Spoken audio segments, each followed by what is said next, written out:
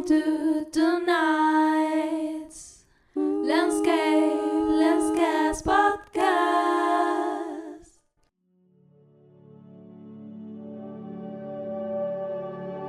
The Scottish Landscape Photographer of the Year award was won by Ian Bowie this year.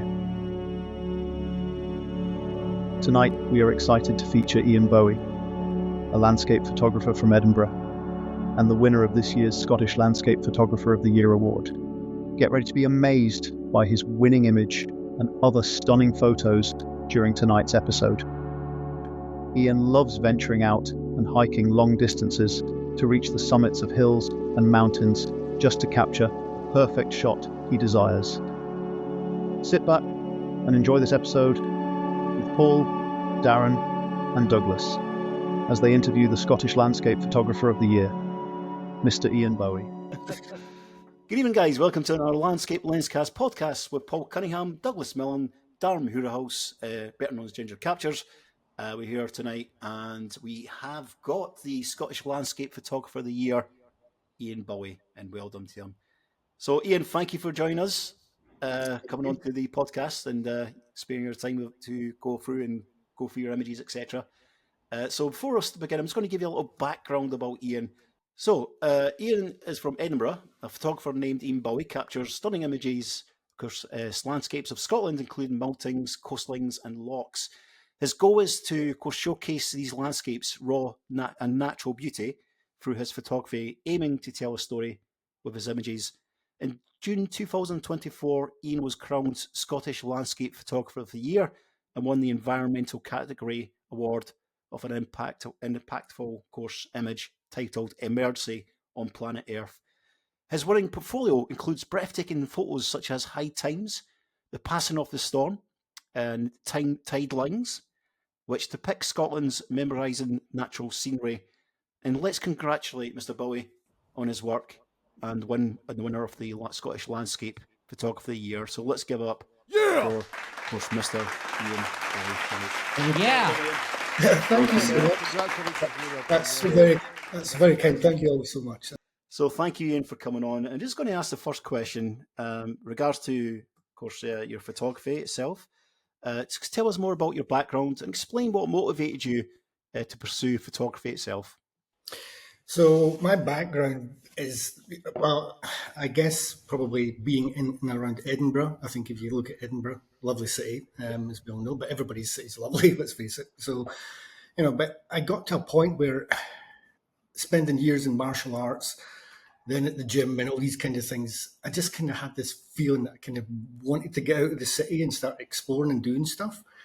And I bought, I think it was a pretty much a compact point and shoot, and I'd been on holiday and I started just kind of getting a little bit bored and thinking, what am I going to do? Because you're lying on the beach all day and you think, I'm bored, I'm too restless, I kind of want to get up and do something. So I started just kind of wandering about, just taking photographs and thinking, maybe I could do this when I get back into Edinburgh. Maybe I should just sort of can the gym and all these things and just get a camera, get in the car and just go and see what happens. So basically that's kind of what I did. I just thought, right, okay, let's find a camera. At the time, what a good camera, or an SLR, a DSLR, and off I headed into the wild Highlands and just started taking shots and kind of almost teaching myself. I think it was about 2 years before I realised, wait a minute, YouTube.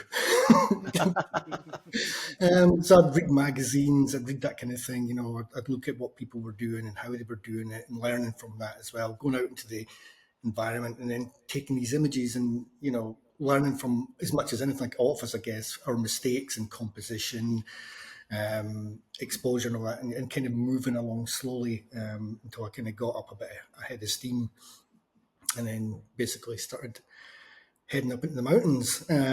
Just kind of where my speciality is just now. Beautiful images. So I guess that's kind of my background. I've been doing it kind of about 20 years. So if you work that out, I started when I was about 6, 7. Okay. What was the thing that made you pick up a camera? What was the catalyst to do that for yourself? I think it was seeing the images of Scotland. You see the calendars of Colin Pryor and of course Baxter and all these people, and you think, wow, that looks amazing. Where is that? I want to go there. I want to do that. So I think that had some element of inspiration, and looking at the coastal scenes that people were doing at the time as well. And I think the magazine sort of at that time, if you're starting off and you're thinking, where do I learn how to do what I need to do to get these kind of shots? You start with magazines, and if you're smart enough, you also start with YouTube. Hey, I don't thought about that until later on. So I guess magazines, buying books, and learning how to edit something in RAW and what is RAW, these kind of things, and just.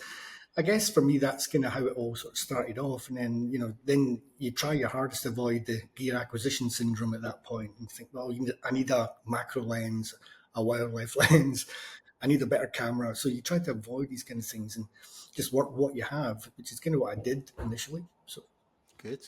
And yeah, of course, you've got a lot of experience. 20 years is a long time in photography, of course, as we know. And your expertise in capturing country's beauty is truly remarkable in regards to Scotland. How much travelling do you typically undertake for your landscape photography around Scotland? How much do you put into it in regards to, say, hours or even just locations, etc.? Yeah, I think probably about 4. I mean, an average drive for me is probably about 4 hours there, 4 hours back. I kind of work it in so that if I'm doing a summit, and more often than not I will probably leave at like 10 or 11 o'clock at night. Then I'll work out roughly where I'm going to be at that point and build in the summit route, check the maps, check how long it's going to get me to get onto the summit before sunrise. And sometimes it's actually easier just to grab the tent and just pitch up on the summit and just hope for the best. So you do like wild camping, etc., just to get to Yeah, that location, yeah. And of course, you can get you're getting like the both best of worlds, aren't you? You can get the sunset, and you can also wake up in the morning and get the sunrise, I suppose, as well. Guys, any questions? Do you have a camper van there, Ian? If you're going that late at night, I want a camper van so much. I really want one. I think Adam Gibbs and the others have all kind of got them, and looking at some of their YouTube videos and stuff, and thinking, oh, that would be ideal. But I just slum it in a piece of canvas. Aye, fair enough. Sorry, Darren there. Darren's got a van. He does a lot of travelling around up to Scotland as well. I must admit, it is a godsend. But I got mine at the right time, just round about COVID, and just did it myself. Do you actually do it up yourself? Did you?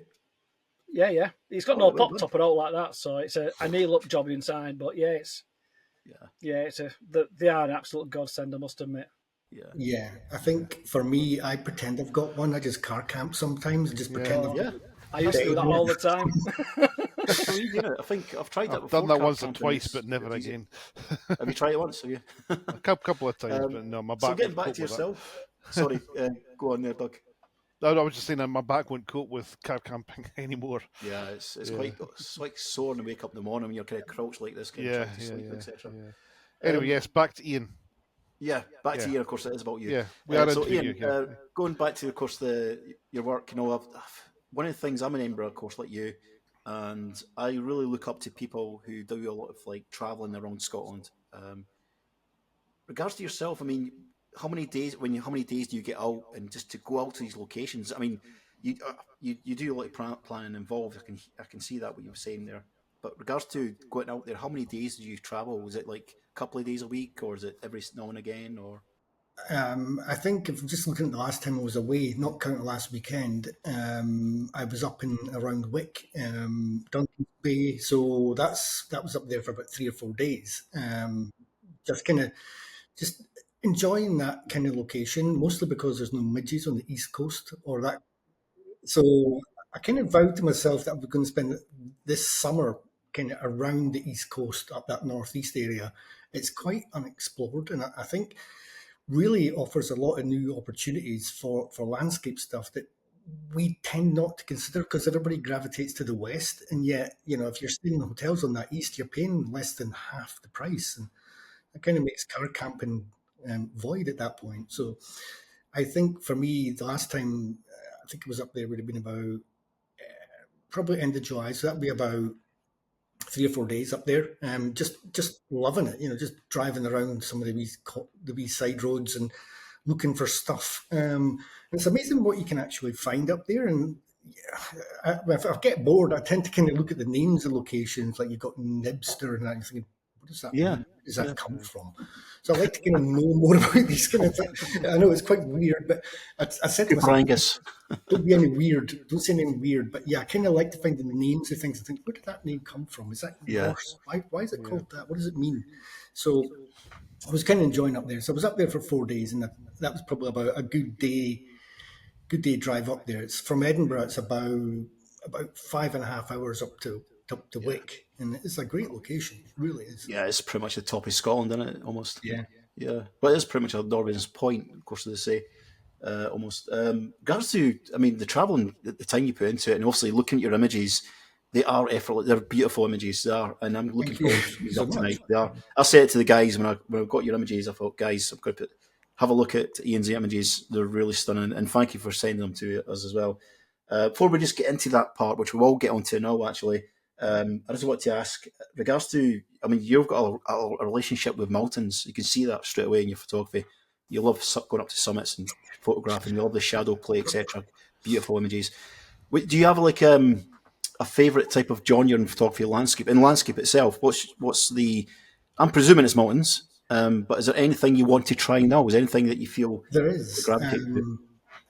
And like you, I'm focusing on a bit more forest as well. I think you've probably seen that one image from the environmental one. I'm kind of working more on a lot of these sort of foresty ones, but that way you want that perfect moment where you get the mist in there, you maybe get a frost, and and I don't know if this is us kind of being that way that we are, that it has to be that way or it's no way at all. Even if you got that great shot like that, you'd go back and say, I'll do it better the next time. But rather than being happy with that one shot that you then I could do that better. And we can, and that's what drives us on. So we have to kind of be like that. Otherwise, we just settle with that and think, well, that's fine, off we go to somewhere else. And kind of getting that forest image, that one image, and I've done a couple that I thought were okay, but I've seen some of your guys' stuff here, and obviously Adam as well, and that's probably a couple levels above me at least. No, not at all. We love your work. Love your. I think we've all got different strengths in photography and in landscape. I predominantly just shoot trees. That's all I shoot, and I've not been shooting for about 2 months now. Properly, I have been taking a bit of break photography just to get the creative juices going. But I know what you mean, and looking at your work though, but it's given me that kind of motivation to do a bit more travel in Scotland, because I'm from Edinburgh. I could get out there. I do have a small 1 litre engine. It's a Corsa, but a bit difficult to travel as much as you do. But certainly it's inspiring. So we're going to put these images up now, guys, and you will be amazed with these images. Really nice. And you also see one of the images of the Scottish landscape photographer of the year, of course, Mr. Bowie's work. So the first image from Ian is West Rider. Ian, this is a cracking shot. Tell us more about it. A bit of a story behind it. So this one was done kind of late June, in one of my excursions to, I guess, the edge of the sort of Trossachs, as I tend to say. And it was just before, or slightly after sunrise, and I was with a Canadian photographer as well, and we were making this rush for the summit, and we were running out of time because behind us, I think it might have been Cruacard Drain or something. But I remember turning around to the left and just seeing this massive hand coming over the mountain, and it was literally the sunbeams spreading across, and we then started to run the last section just to get to a location where we could grab that light. So it kind of it shoots across towards, I think that's Ben Louis in the background, possibly. Oh, right, okay. Since I did that one. So it's on the edge of the sort of Loch Lomond and Trossachs area, so you've kind of got Ben Louis there. But it was one of my favourite ones because I really want just to capture that light, that's just that one moment. Afterwards, it just kind of went into that lovely Highland morning that we're all kind of used to in sort of early summer, and it was lovely afterwards. But I think just to capture that one moment where the light spreads across the landscape from up in that location really kind of made me enjoy it more than the actual image itself. Yeah. I think it was Yeah, just the feeling, the just experience. having that moment, that experience, and having someone else with me unusually, because most of the time I'm a bit of a lone wolf, not for choice, but people ain't going to climb that. I think we set off from the car park at about 10 p.m. or something. Wow. You know, I mean, that's crazy to set off at that time and then kind of get there just for sunrise. So That's brilliant. yeah, This is sunrise about 3 o'clock in the morning or something. Is it one of these? yeah, about 3 or 4. It was brutal. Yeah, It was a long trek, that Which one. which hill are you So up there, Ian? I'm assuming it's a that hill is summit rather than a drone. there's Benacroin, but it's the one before that. So you can do the two of them together. I'm trying to remember what it was called now, but it'll come back to me. So it's next to Benacroin. Right. Okay. Right. Yeah, it's certainly well worth the effort into that image, just to get that light coming as it did. Yeah. It was one of these moments where I thought, you know what, this would look great in winter. You know, rather than being happy with just like, yeah, you kind of got the shot that you wanted, but then you think, by the time I go back to the car, do you know what would be great if we did this in winter? It's that, what if there's snow? What if there's frost? Yeah, like you said earlier, we're never satisfied. We're all chasing for that. But I just love the light on this. It's very lucky. Yeah, it is. It's special. It's actually, I like the really tones in it. It's very soft, and you know, there's not a lot of landscape photographers will try bring the not harshness, but try to bring too much detail out in it. Where you kind of predominantly focus on the foreground. Everything. It's not if it's dropping off. It's still in focus, but it's nice and it's a nice soft approach you went for. You know, you're not went too much to detail, but there is a lot of detail in it, if you know what I mean, if that makes sense. I really do like the shot, and it's kind of a food candy for the eye. It really is. Really nice. Yeah. So we'll move on to the next one, guys. The layers as much as anything, isn't it? Yeah, the layers, yeah. I mean, that's what I like about these kind of shots is I'd love to try. I'm not a hiker because I'm not fit, and I really need to. I mean, I really respect that Ian's going up there about 10:30 at night, or we're going up there for 3 in the morning. That takes a lot of dedication, and that says more about you as a photographer than anything else, of course. So we'll move on to the next one, and this one's called Breakthrough. So I'm just going to introduce this one again. So tell us more about this stunning shot, beautiful reflections, and I love the finest details in the trees as well. This one was actually quite recent. I think it was done last November, December. I had been staying up in Tyndrum. It's a great location as well. It really is worth kind of hanging around that here. Yeah. And I think I'd came out of the hotel and noticed that there was a lot of mist and fog just heading in the general direction of this. I think it's Loch Lubinair or something. And I'd been driving along the road and I could just see between the trees that there was a lot of mist and fog hanging just on the loch side. So I managed to pull the car in. There was one lay-by, big enough for one car. And of course I come barreling out the car, grabbing everything I could grab and just headed down to the side of the loch. And I knew I'd only have a few minutes before that kind of disappeared. Yeah. And then I just kind of moved along the bank and thought, right, if I can get right down into that area where the mountain just sort of bounces the background, I can maybe do something with it. Again, afterwards, I was like, do you know what would have been better if there was more cloud in the sky and it had been this, it'd been that. Like, yeah, I mean, I'd be happy. I think that I kind of just you keep you're in the centre. I don't know about you guys, but I'm kind of feeling like I'm pulled in the centre of it more than then looking onto the hills. But the skies doesn't really bother me as much. The sky is fine. I mean, it's a really nice shot. Yeah, it's really nice. But it's that moment in time of getting it right with that mist just coming through in the middle. Yeah. It's a beautiful position, isn't it? And the composition is beautiful. Yeah, just nicely moved into it with them reflections. Yeah. I'd call it lucky. Had I spent a little bit longer having breakfast in that hotel, I probably would have missed it. So yeah, well done just to get out there and you spotted it and just get on quickly. And that's it. I mean, we all get flustered and set up the camera and things go wrong, but yeah, you nailed this one beautifully. Beautiful shot. Thank you. I love the colours in the trees as well. Just the receding. Is this in kind of autumn time, I presume, yeah? Yeah. I think it'd be about early November, actually. It's unusual. Yeah. I hadn't done much in autumn, and that is kind of coming back to the woodland thing. Yeah. I really, really love kind of going into the sort of woodlands around Perthshire and doing autumn scenes up in these kind of places. That really is a great location for that. Beautiful birch trees as well. You can see the birch trees on the right-hand side there. I love shooting up in Perthshire. I think it's actually underrated compared with other parts of the Highlands, you know. So yeah, the mist itself, you know, the light, you know, coming through, is actually burning in the mist there, and you can see the top of the summit of the mountains in the back there. It's really nice, and you've got you can actually see where the mist is starting and stopping as well, can you, in the image? It's really nice. So we're going to move on to the next one, guys, and this one's called From Above. So yeah, this is one of my favourite shots of yours, and I love the panel.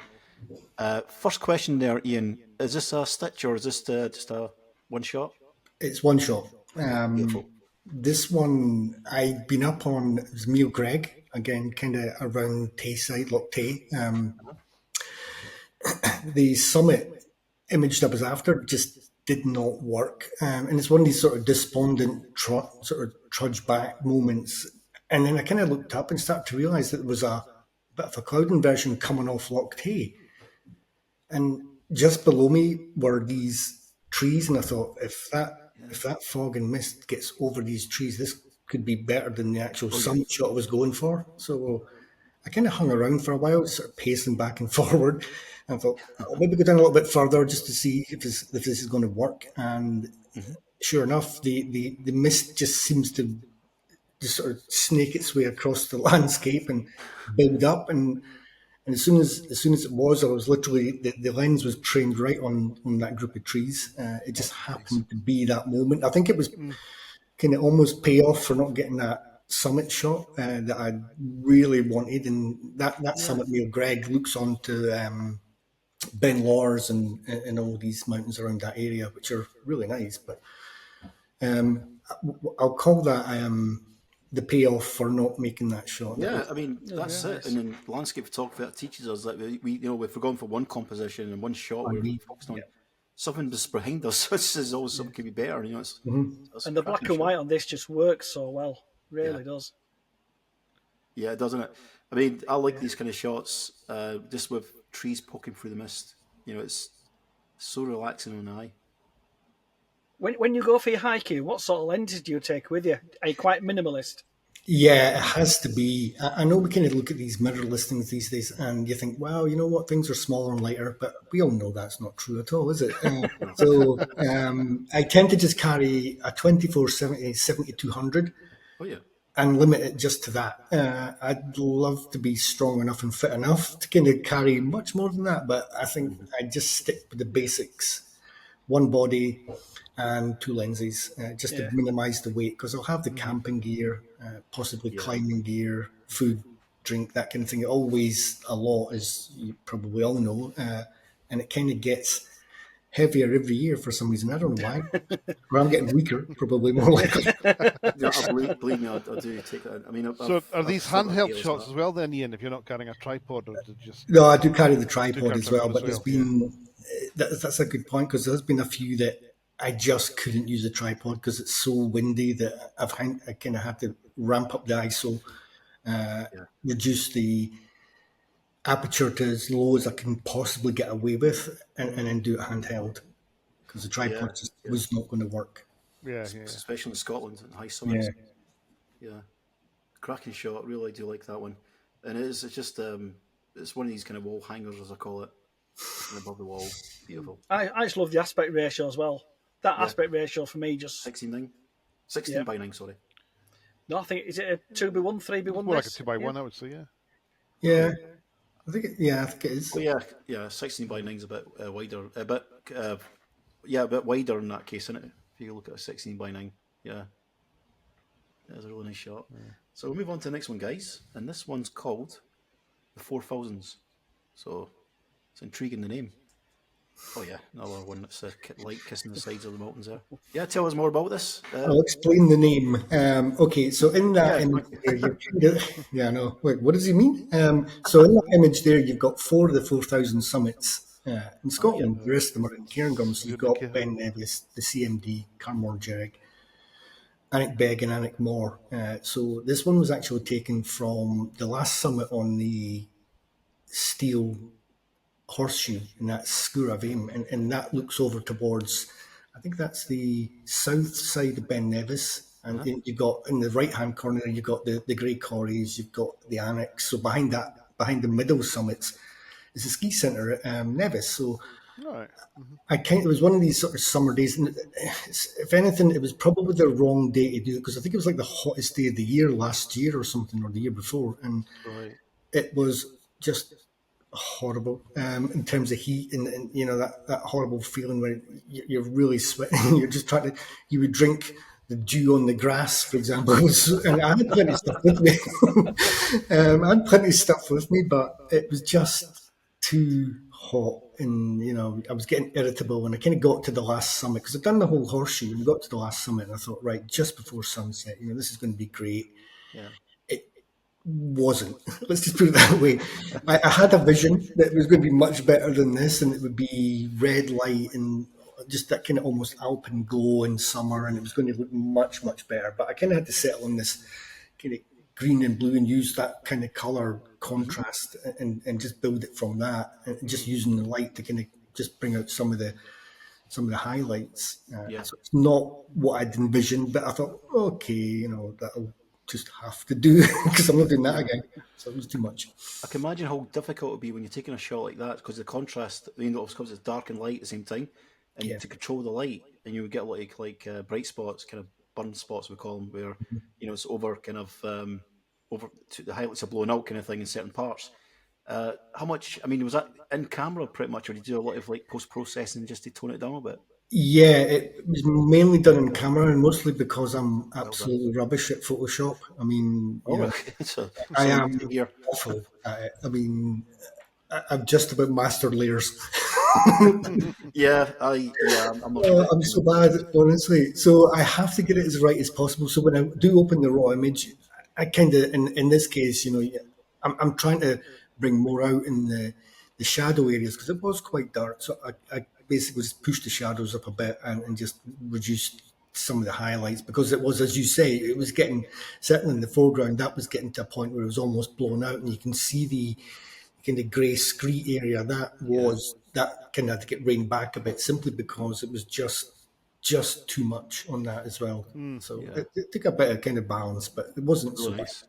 It's really nice to control the light. It's just the light and the dark, you know, the contrast is stunning. Really nice. Yeah, just as it continues as well through the peaks in the background, it's it's just lovely. Yeah, really nice. Thank you so much. Thanks. Doug, what's your take on this one? Oh, it's lovely. Yeah, I'm just sitting here admiring it. It's beautiful. Yeah.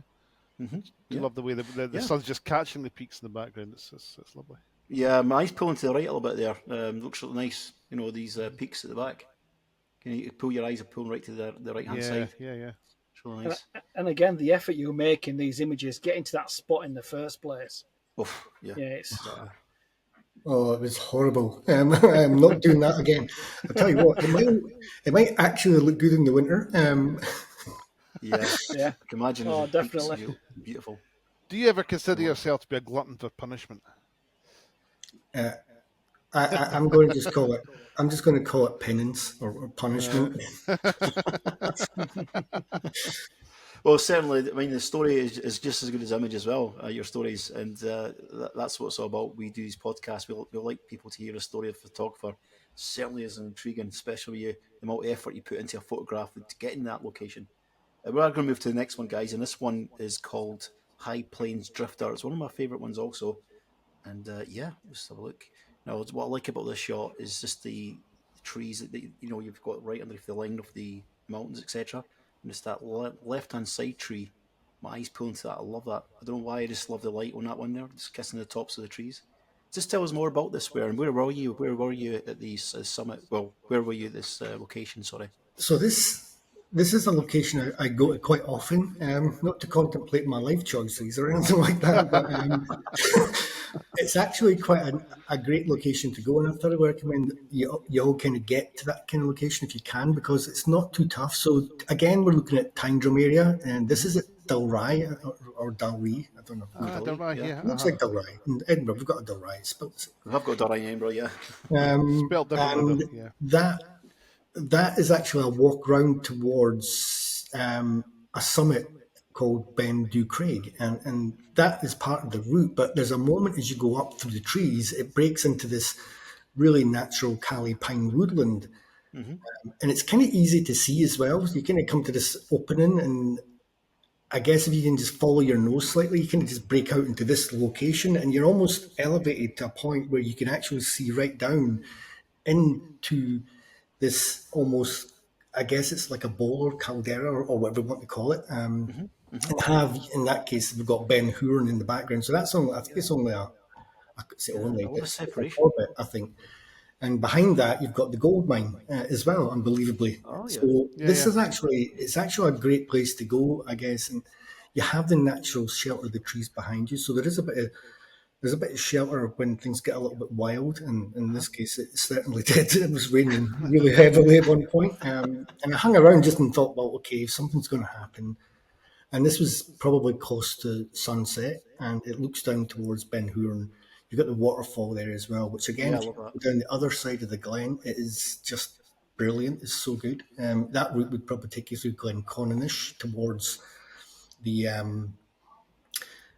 gold mine and onto that summit, or Ben Louis, for example. But this case, I kind of gone the other way, and that area itself is fantastic. So if you love your woodland photography, Paul, as you do, and waterfalls, all of these things in one area, so you can have an absolute field day there and just knock it out of the park. Thank you. So this looks kind of, I wouldn't say a complex shot, but it looks quite tough to get, but it just isn't. Yeah. It's just a great walk, and then you can spend the day there just sitting, waiting and watching the light change on these sort of places. I tell you one thing I like about it, Ian, is I said the separation and looking at the backdrop. What's the name of the mountain again there, sorry? Ben Hurn. I thought it was Ben Louis, but it's just not big enough or the right shape, because Ben Louis is kind of down towards the left past the waterfall in the background. So right, okay. And I've done there's like a horseshoe summits there as well, and I've done them as well. So I should have known what that was. I think I called it Ben Louis and something once, and I thought afterwards, no, that's not right. Yeah, it's very complex, the names of Scottish mountains. Yeah. I watch. I don't know if you watch these Scottish Mountains. I was going to say podcast. Christ, the Scottish Mountains YouTube channel. Yeah, and you learn so much with it, because I've only known the main ones, the kind of Glencoe, Ben Nevis, just the ones we all know. A first seat, not a first seat. But when you guys go and visit these locations, and I hear these names for the first time, I'm like, wow, I didn't know there was that many summits, Corbetts, etc. It's really stunning to know, and you learn kind of that way as well while you're taking pictures of them, of course. But yeah, I'd love to look at this location for myself. I'd love to do a bit of travelling. I need to get a stronger engine for my car, of course. Paul, come with me then. If what we could do is a team up, you can come with me and we'll go up there. Yeah, absolutely. I would love to do that. Thank you.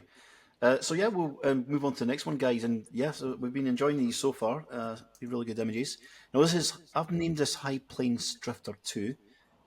Just because you had two JPEGs with the names High Plains Drifter, and one had 2 next to it.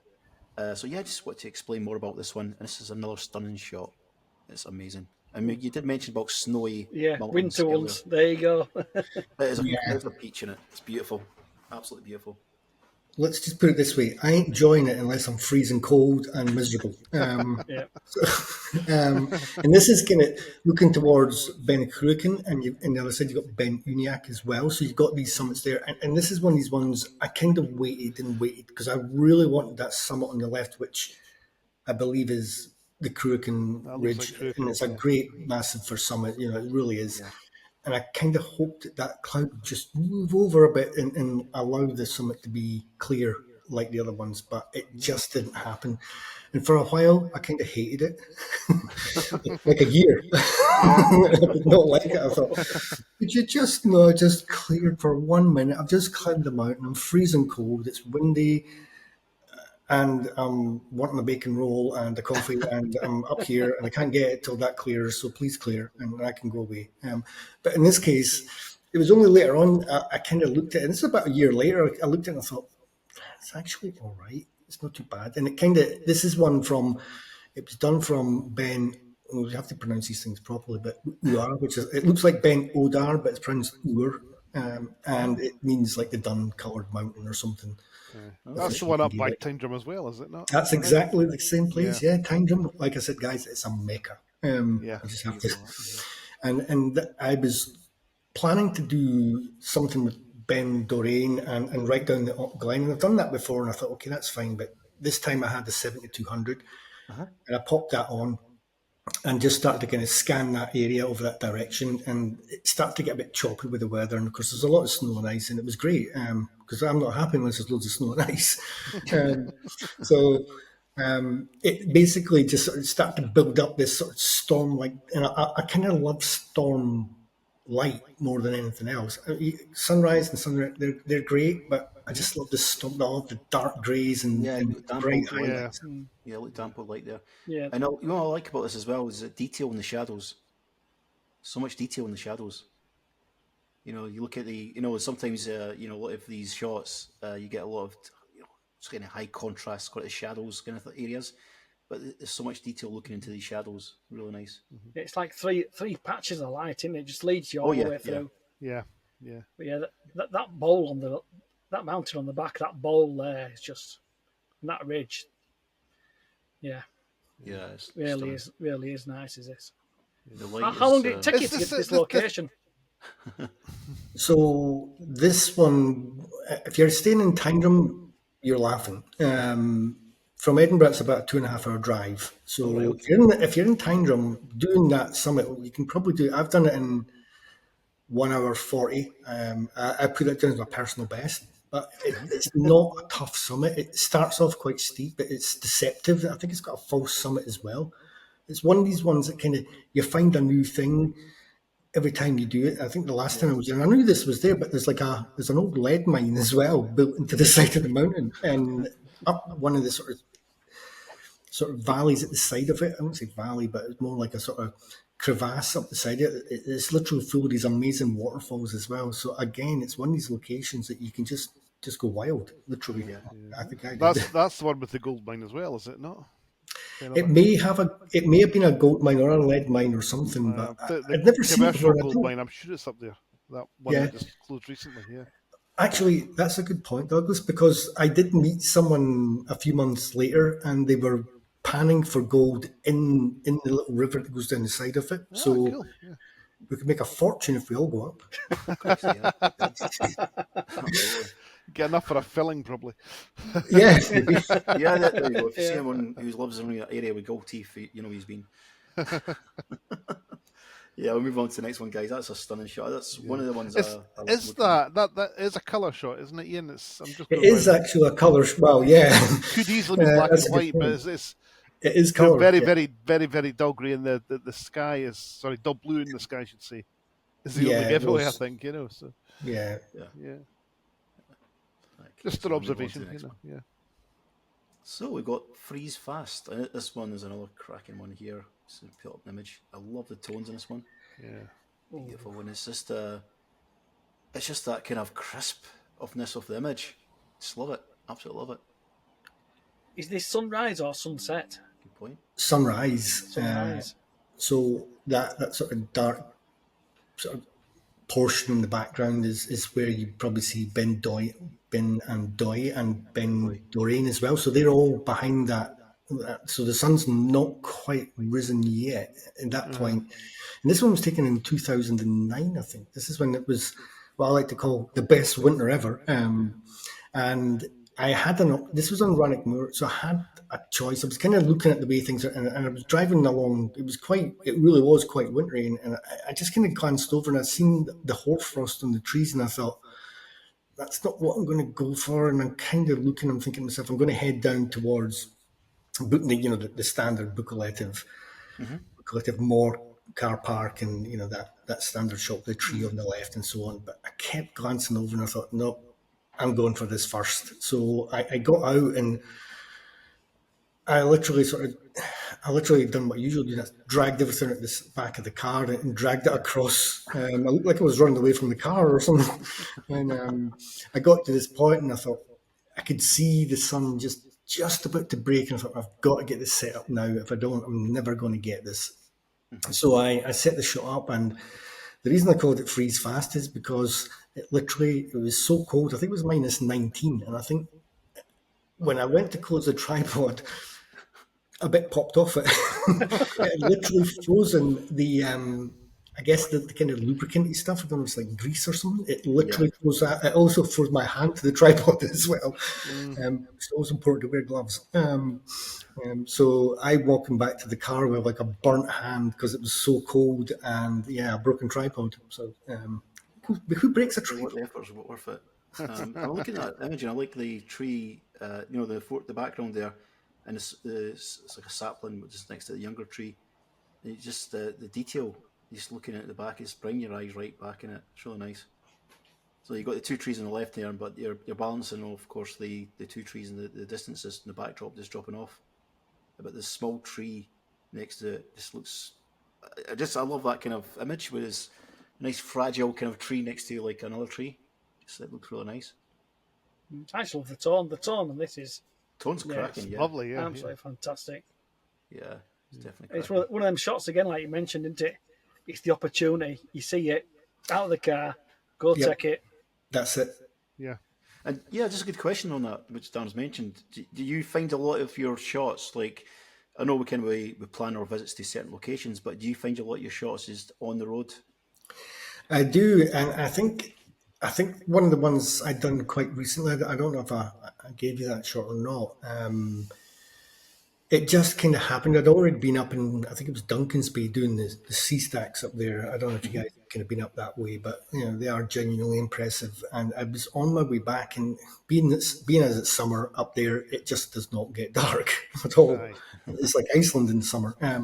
So I was on my way back, and I passed it earlier on. I thought that'd be a workable image if I could just kind of get back here in time. And literally driving past, I done what I did kind of with this shot, and literally just pulled into the nearest lay-by, or it might not have been a lay-by, but I pulled in anyway. It was 11 o'clock at night, and just done that opportunist image, which I guess this one would kind of fall into that category as well. I wasn't even planning to do that. I was on my way to do like I said, the Stop Jerry Buccolative More image, that classic shot. I thought it would look great in winter. But the thing is, I still managed to get down in time to get that shot as well.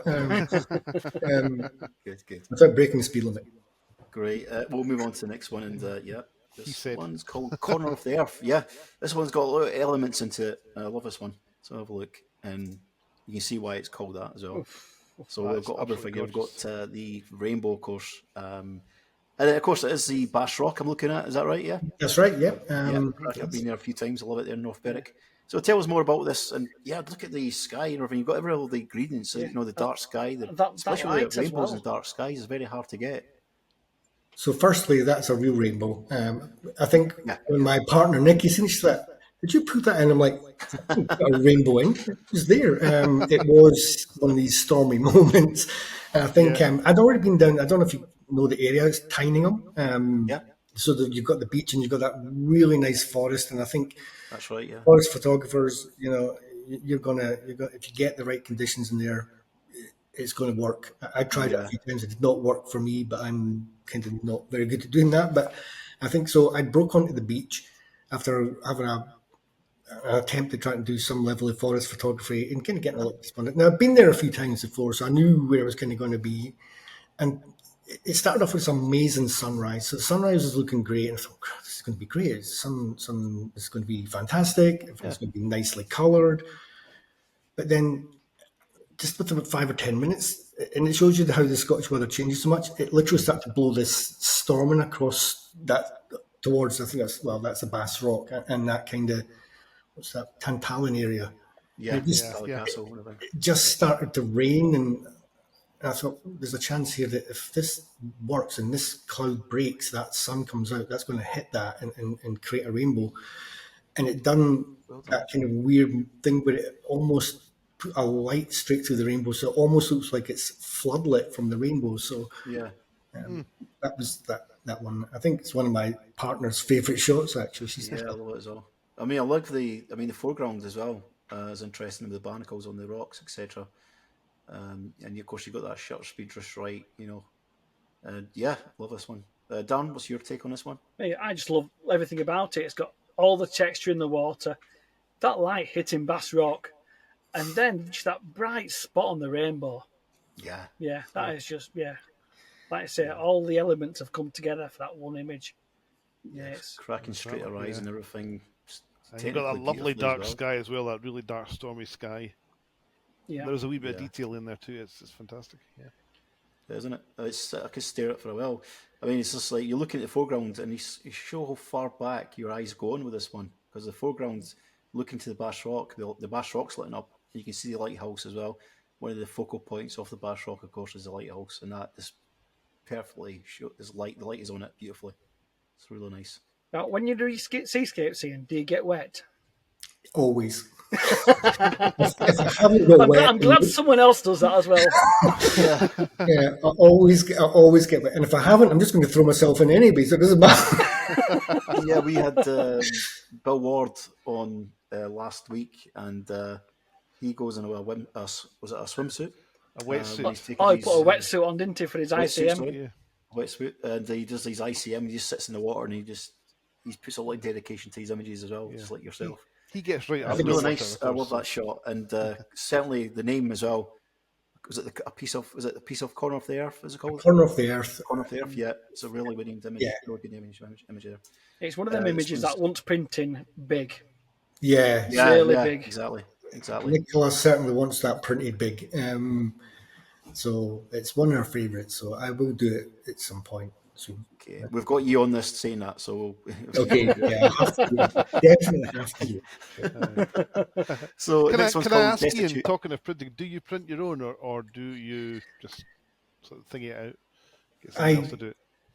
A bit of both. So I have an A3 Plus printer, so I can knock out some relatively big prints and stuff. Anything bigger than I'm going to send it away to one of the gallery type printers. I know Whitewall's really good, and you're going to get a great product back from these guys. So I think a bit of both. So it depends how big someone wants something. If they come back and say, I want an A1 or an A2, I think, I'm going to have to send that away. But if it's A3, so I always try and say, A3 Plus, big enough, I'll do. Okay, I'll just introduce this one, guys. So this is the Destitute Illusion, and it's another nice one. And this is a bit away from the mountains and scenery. This is more kind of more of a scenery, a rustic kind of countryside image. Quite like it. Yeah, again, a lot of detail. Yeah, tell us more about this one there, Ian. So this is the one that I got on the way back from Duncan's Bay. It was one of these opportunist moments when I passed it earlier and I thought that could be workable, because I'm sure like you guys are, your head's almost on a swivel as you're driving along sometimes, and you're seeing things that others wouldn't necessarily see, and you're thinking, that'll work, that could be a shot, an image, I could get there. And with this one, I'd been up in Duncan's Bay, and I'd done a couple of okay images. They were okay, they weren't brilliant. It wasn't kind of what I'd perceived, and that's our problem. We perceived the shot that we want, and I didn't quite get it. It was okay, but coming back down, and this would have been about probably back at 11 at night, and I just seen it again, and this time I seen that kind of bright green and these happy yellow flowers and white flowers, and I thought, right, let's go. So this was done handheld, and and in the background there you've got what is effectively the sunset, and I think it just kind of just seemed to work itself. And again, I looked at it and I thought afterwards, I thought, if I'd just been back a little bit more, I could have probably got more of that wall, and just that was going to me being critical. I like it. You shot the hill as well. You got the formation correctly with the hill. It's not if you've tried to strain it out or anything. I like that natural kind of look. Some photographers sometimes try to play about with the horizons too much, and they'll try to straighten it in post. And I really do like when people actually do it more of the true self of the image. Some people be tempted if you did that with this one, Paul, I think the sky would look wrong. Your sky would be squint. Yeah, exactly. Because clouds lie flat, with the exactly. Look a bit off with the sky if you did do it. Yeah. But yeah, I mean, it's another nice shot. What I like about the ones with the the seagull stained stones, or if you want to call them, with the lichen on the stones, whatever it is, just brings the colour out. Brings it right out. In the image when it's all kind of white over the stones. And just the detail in the cottages, etc. I mean, they're pretty much. There's no one on there at all on that farm. No, that was empty. I hope it was, because I was walking around it. I probably thought it was kind of some intruder called the police. Maybe it is, and I put this on Facebook just to kind of gauge the reaction. And I was genuinely surprised how many people that thought, "Oh, I'd live there." I'm like, you really wouldn't, because it's literally a couple of miles from John O'Groats, and nothing there at all. Nothing. Just the road and that house, and that's it. Nothing else. It'd be interesting to just go around it, and because I like abandoned buildings and things, taking shots of that as well. Well, I've never had the chance too much, but yeah, cracking. Love that image, and we'll move on to the next one. And this one, of course, is the passing of the storm.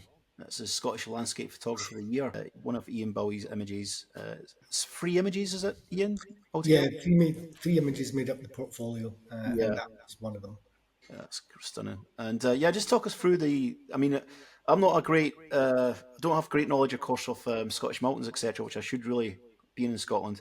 And I know Doug has, but tell us where it is. And So this one is Ben Tuliakin, I think that's how you pronounce it. And this one it's not a hard drive. It's one of these, you always kind of gauge a drive on a hard or easy drive. This is actually a relatively easy drive. It runs down the east side of, I think, if you head through Balquidder and you follow that road down, that's a single track road all the way down. It is a bit of a sketchy road, if I'm honest. I think it's more a hole with bits of road in it. So you head down literally to the bottom of that, and it does break out in this really nice forested area. And from there, the route almost is a case of, following your nose. I do have maps, and I can navigate okay. But this one was one where I kind of pitched up quite high and just dropped the tent, set up myself for the morning, and kind of thought, right, okay, and there's a good chance. And it's one of these moments you think, there's a storm coming in. I know there's a window opportunity to get the shot that I want. This storm is supposed to be carrying snow and ice with it, so this is great. Right. And I thought, right, okay, pitch up. So I headed up onto the summit in the morning, and of course it was wild. I mean, the wind was probably 30, 40 mile gusts and stuff. It was absolutely wild and extremely cold. I mean, I think I'd had a temperature reading about -16, and that was with the wind chill. So, I mean, it was really quite cold. And it was one of these scenarios where I thought, right, the tripod ain't going to work here, because it put it up, and the tripod blew over a couple of times. And I thought, right, handheld it is. So I basically just pressed myself into the rocks and set an ISO something like 640 or something like that, and then started to kind of just look at how the aperture was going to work with that. So I think it was F11. I managed to get F11, and hand holding it, I think, was the hardest part, because my hands were shaking. Yeah, imagine. And I just, that moment, that kind of lucky moment on sunrise where it just broke. And again, in the background there, you've got Ben Crook, and I think that is actually Ben Croyne on the left. And if you were to see the other side of the summits, you'd see Cruach Ardrain, and further around you've got Ben Moore and Stobinian as well. So I mean, that's a great area if you love your panoramics and stuff. The panoramic you could get from there would have been impressive. It would be it would just be amazing. I would be trying that myself. I mean, this is one of the 3 of the images that you did win, Scottish Landscape Photographer of the Year, and you can see why. The other 2 images, of course, they're not featured tonight, but the guys, if you have got the chance to have a look at the website of the Scottish Landscape Photographer of the Year, you'll see Ian Bowie's images, along with the runners-up, of course, as well. But Ian was the winner, of course, overall winner. And this one, I'm not going to argue why. It's a cracking shot. Guys, anyone got a bit of interest, and just tell us more about what you like? It's the layers. The layers do this for me. that light just hitting the foreground, then it's boom, but one after another after another. The more you look at it, the more you can actually see it. It's that I mean, you can see the really light is. right in the backdrop, or if you go right to the back of the image, You can, it's just highlighting all the peaks, almost. Well, the mountains, the sides of the mountains there, really nice. Yeah. Doug, what's your take on this one? Yeah, did you say this is literally at sunrise, Ian? Is it? Or... It's I think it's probably a few minutes after sunrise because we have to kind of wait for it to clear any mountains behind. So it's probably about 5-10 minutes afterwards, and I'm kind of looking at it and I'm thinking, "Where's the snow? Promised me snow. Where's the snow?" I'm expecting that storm to be carrying snow and ice, and had to effectively been in like a couple of hours beforehand, so that that what I was going to wake up to in my mind was something that looked more like like Narnia or somewhere like that. and I don't say I had to settle with that, but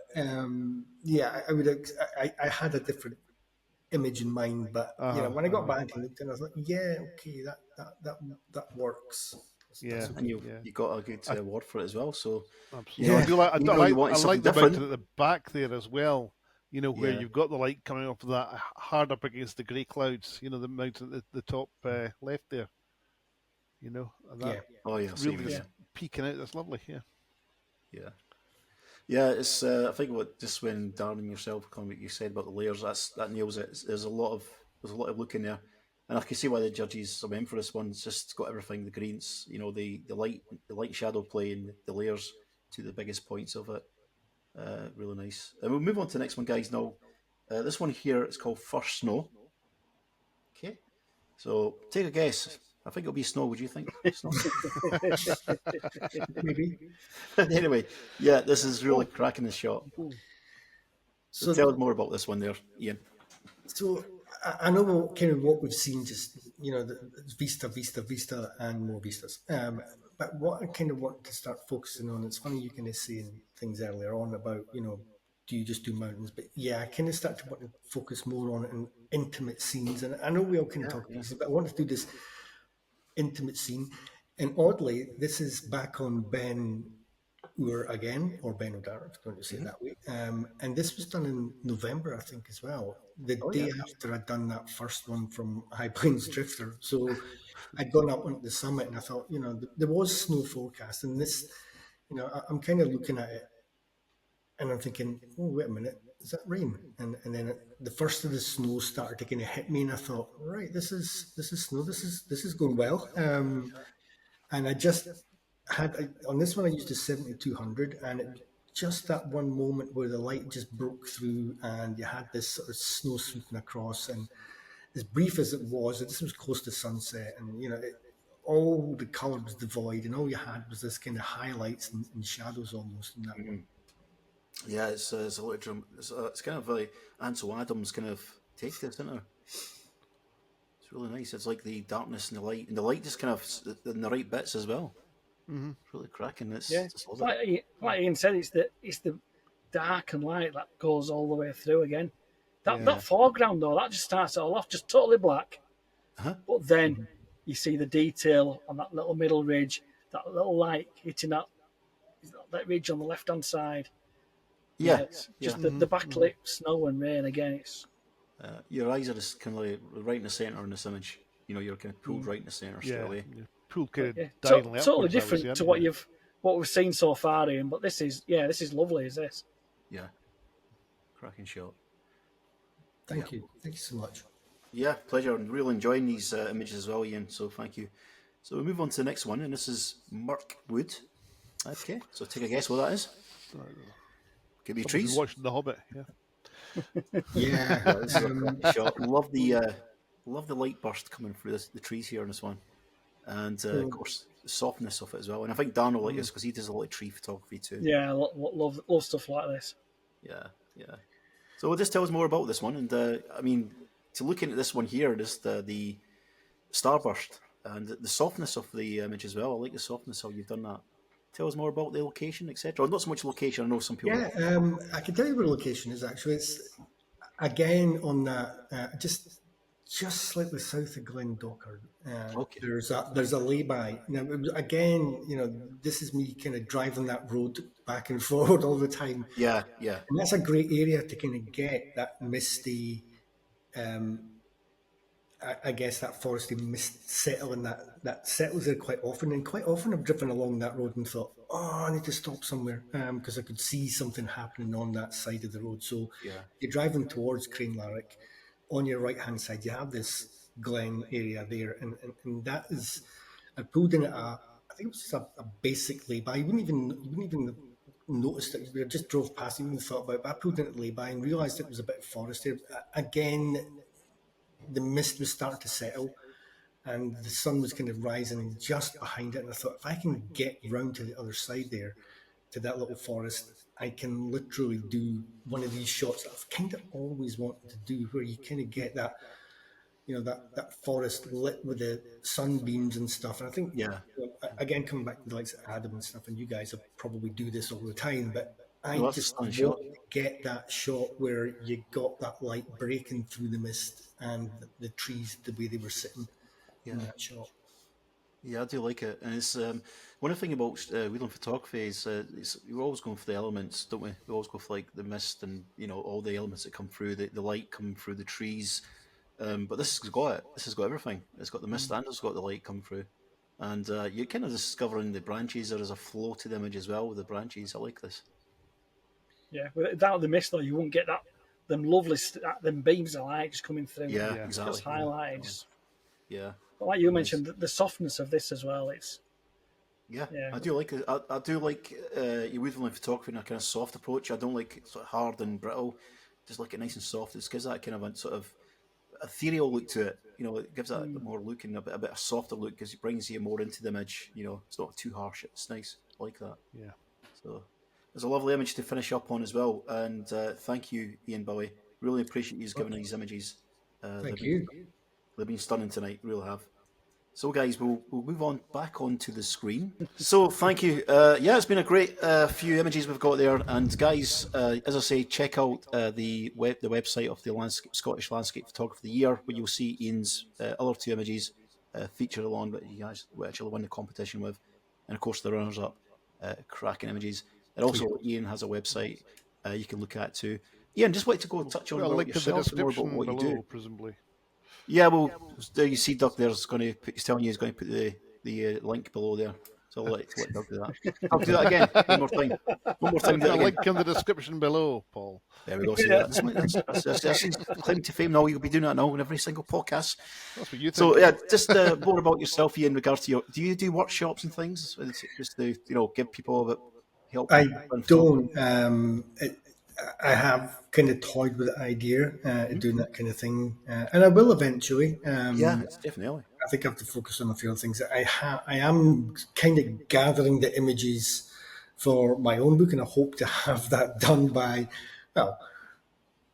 2011. But hey, I mean, things. So I think, I'm kind of working on pulling these images together. I'm quite close to what I want. I kind of wanted a shot from the Coolin Ridge, but that ain't working for me. I'm getting disappointed with that one slightly. So I'm still working on gathering some of these images, but I'm quite close. So I will be focusing on that and the prints as well. So I'm busy all the time. Yeah, I mean, the stories behind your images, really fascinating. Really enjoyed it. I'm sure the guys watching this, the members and subscribers, they will enjoy it too. Especially the story about getting up at, starting from 10:30 at night and getting up at 3 in the morning. The dedication, and I think there's a lot of guys that do that in photography, but, just there's not much when we've interviewed. We don't hear all that much regards to how they get to the summit and how long it takes. We really appreciate that because I think people who want to get into landscape photography like to hear things like that. They like to know the planning. They like to know how a photographer ends up there, how they get their timing right to get the right time. And you've kind of explained a lot of that tonight. With regards to yourself, I mean, I know you watch YouTube. You've said you watched YouTube, and there is that kind of thing where YouTube will help photography community. It helps you if you want to do you want to do workshops, etc. With yourself, would you ever try to go on YouTube, or is it something you're not interested in? I would, and I think a few people have kind of asked me, why don't you, when you're out in these locations, why don't you just do a little bit of filming? I'm like, yeah, good stories you got. Yeah, maybe. Not yet. I want to lose a bit of weight, obviously, so I look good for the camera. I'm not But you haven't seen me in full screen. That widescreen just makes everything that bit bigger. That's my excuse. I'm thinking 40 pounds to sitting here. But yeah, I think at some point probably. But I want to get this kind of book into published status. Yeah, that's good. Get it out there, but I think that'll be a bit off yet, and there's plenty of time for me to lose weight. Yeah. So, regards to the book, just going on to that, I mean, we like to put it out there first. When would you think you have your book published, or is it something that's still kind of in the mix? I think I'm at the curation stage just now. I'm still shooting images for it, but I think I'm at the curation. So I've pulled about 50 or 60 images. I'm going to start kind of thinning that out and then putting more in. It's a horror process. I think it takes ages. Because I start with one, I think, I like that, and I think, no, that doesn't fit into the overall narrative of what I'm trying to do. So I think it's probably about another year off at least. I'm kind of hoping to have something done, or mostly done, because I'm a field operative. I'm the kind of person that literally sits at the computer. The first chance that the weather is going to be good, bad, snowy, icy, then I'm off for 3 or 4 days, and I'll reappear like a cold cat or something like that. And so I think I really have to sit down and just make that happen. Just sit at the computer for a while and just do it. You mentioned earlier about the Cooling Ridge image you're after. Mm-hmm. How many attempts do you go for until you get the image? So I've done 2 so far and neither have worked. But then for me, I think if I was kind of looking at, and this kind of comes back to one in Glencoe that I've done, there's a summit at the western end of the Annick Ridge as you drive down Glencoe, and it's a Munro. I done that 5 times in 1 week. That same summit over and over again to get one shot that I did get, and I looked and I thought, I don't like that. I simply did not like it. As I said, it's a lot of dedication for a mountain photographer. I know. 5 times in 1 week, I was. Have you ever gone back to Ian and thought, actually, it's not as bad as I thought? No. No, it's a dead one, isn't it? I just left it, and I think if I was to describe the shot, so on one side, on the left side, you've got the ridge that runs up Glencoe. If you drive down it, you've got the ridge on that side, and on the other side, you've got all the other summits, like you've got Biddy and Nambian, you've got what's it called again, Buccleuch Beg, and you've got the road coming down it. So what I'd planned to do was literally get an image of the light trails of the cars coming down the glen. Oh yeah. And I got it, and it's like, I don't like it. I think it's because the sky just didn't work. And the sky was too bluebird. It was too, the sunrise, and it was good, but it just needed something to put a bit of drama into that sky and just put more darkness at the bottom of the glen. So, I mean, maybe I'll do it again. Maybe. Yeah, nice. And of course, you come from Edinburgh. Do you do a lot of different other types of photography when you're around the city, like like global, kind of like sort of more like landscape, so urban landscape, for example, or street photography? You ever try anything like that? I did do, I guess, urban landscapes. I don't want to say I went up Cotton Hill and then took that shot, but I have done that. I think we've all done that in Edinburgh, haven't we? Do you know? I've never taken that shot, Paul. Have you not? I know the one you mean. I've never taken West that. Lothian, Well, it's not that far. Yeah, you're not that far, no. No, but I don't know about you guys, but a lot of us photographers who stay around Edinburgh or whatever, we also kind of gravitate to the honeypot shots, like Calton Hill, across the castle, St Giles Cathedral, Scots Monument, and so forth. And then you've got the Edinburgh Castle and all that kind of thing, and Royal Mile and so forth and all that. But yeah, I mean, today, like I went out with a photographer called Gladys Yelland, and she's a street photographer, and I've done it for 5 years, and I was like a fish out of water. And then, like, she was going up to people right in front of people's faces, taking pictures, and I was like, I can't do that. I don't want to do that. I was like, what are you doing? He's going to kill you. So I was just wondering, I was quite keen because I know because you come from Edinburgh, and just going to fix my mic here. That's it back again. You come from Edinburgh, and I just wonder if you've done any other types of photography, really. So I kind of dabbled with wildlife in macro, but Difficult, isn't it? like you, I kind of guessed that I would feel a bit self conscious doing something with street photography. There's always that kind of, I don't like it. that kind of, you get that aggressive person from Edinburgh coming up to you and saying, "Did you just take my photograph?" And you go, "No, no, no, no, no." Yeah, exactly. So I think, and I love street photography. I mean, it's just amazing some of the scenes you see, and I think it's one of these that to me sometimes feels like the kind of photographic art that you see in some of these museums in places like New York or somewhere. The Yeah, really good, strong images and compositions of that moment in time where something happened, or you can define the narrative just based on looking at the image, and it may not be that, but there's so many different ways you can write the story behind these images and stuff. And I do admire it. I've just not got the bottle to do it. yeah. You know what? I mean, why care? Because your images are excellent anyway. Your landscape photography is excellent. So, does it matter? We love your images, so Thank you so much. they are really good. But yeah, I mean, Edinburgh itself, as you know, the travelling to get to the places you're going to get out the city. You're stuck in traffic for a while, and especially this time of year. Yeah. So I do admire your dedication of getting up at silly o'clock or even traveling at night time and going to these places just to produce that content. But it's amazing that going through what you do and you get these images and they stand the test of time. They're not mediocre. I mean, these images I've seen tonight, personally myself, I think they're cracking images. I've really not seen that quality for a long time. I mean, there's a lot of landscape photographers that do good images, don't get me wrong, but these are just spectacular images. And I say it to guys, I went, guys, you really have to see these images we've got from Ian. They're really stunning. And I'm sure they can remember. And the effort you've put in to get them as well. And Sorry? The effort Ian's put in to get them. Yeah, exactly. It's not the story behind each one, I think that's what makes it. It is. Makes it more appreciative of the image. Yeah. And that's the story is just equally as important sometimes as the image. And you've displayed that tonight with talking for your images. So thank you. Ian, we always ask people on the podcast if they would like to come on again. And it's just mainly just if you want to sit in the panel for conversation or whatever, just to, just basically chew the fat with the guys. Or even just joining. Would you like that? Absolutely. Yeah, that sounds great. And thank you all, obviously, for being so kind with these shots.